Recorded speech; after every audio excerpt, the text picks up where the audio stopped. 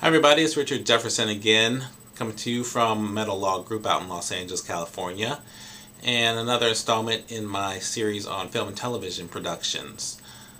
First, let me disclaim that I'm not your attorney. I'm not giving legal advice. I'm just giving you some information that you can use to work with your staff and make your production move as smoothly as possible.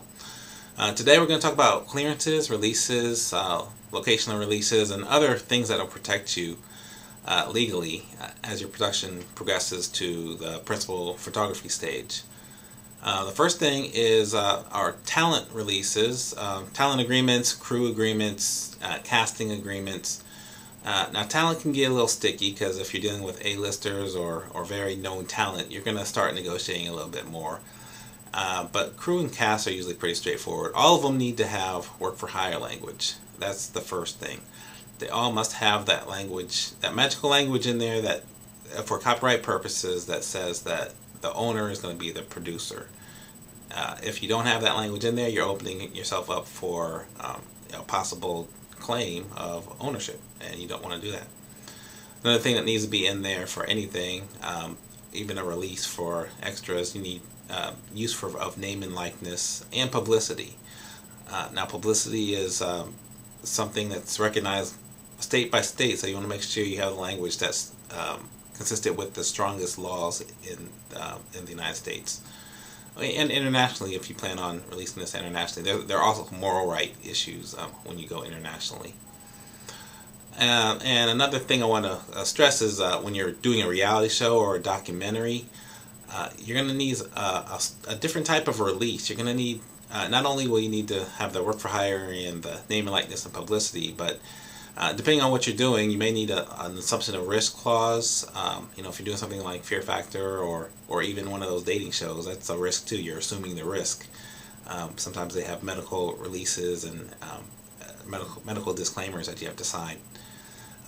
But another key thing that's in all of these agreements, I would, as a production company, and that's what we mostly represent, you want an arbitration clause, but you don't want it to be so one-sided that it's going to possibly get overturned by the court, which a couple of them have in the past few years. Because really an arbitration clause is giving up your legal right, a participant's legal right to go to court and actually ask for a jury trial, and you know, that's a First Amendment right. So one thing you need to do is make sure that you make it a reasonable arbitration clause, and also you give them notice of it. You don't stick it in between clauses. You want to make sure that it's very conspicuous, and it's just not the type of clause that it could make your agreement unconscionable, which is like shocking the conscience. Like it's so over the top that nobody would sign that if they were in their right mind. A few other things. Location releases. That's very important because you'll be doing deals with buildings and anything else, any other places where you shoot. If it's a city property, you're going to need a permit. If it's private, you're going to do a location agreement, and things like credits for their location, you know, time, you know, setup times, tear down times, all those types of things are being in the agreement. So that needs to be added. Another thing that you're really gonna need to protect yourself with, dealing with products.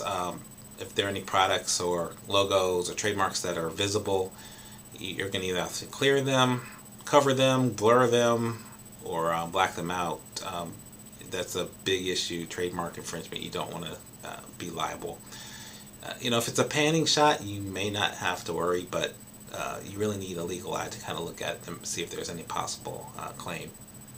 Other things I've seen recently, characters that are too close to real life people. You can't really do that. You're opening yourself up to defamation if it's a character shown in a bad light, or if the name is too close. I mean, you're either going to have to clear the rights with the person or make sure your character's not identifiable as a person, a real life person.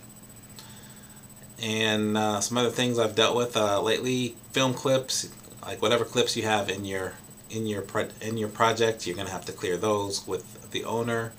Music's always a big issue. You're gonna have to clear both your master use and your underlying composition rights for music. That's why a lot of people re-record music, because it's cheaper just to clear one than both.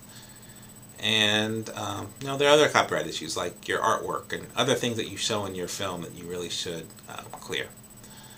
And then lastly, of course, your E&O insurance kind of covers you for some of those things, as long as they're not intentional. So that's a good overview, and hopefully this will help with getting your project greenlit. Thank you.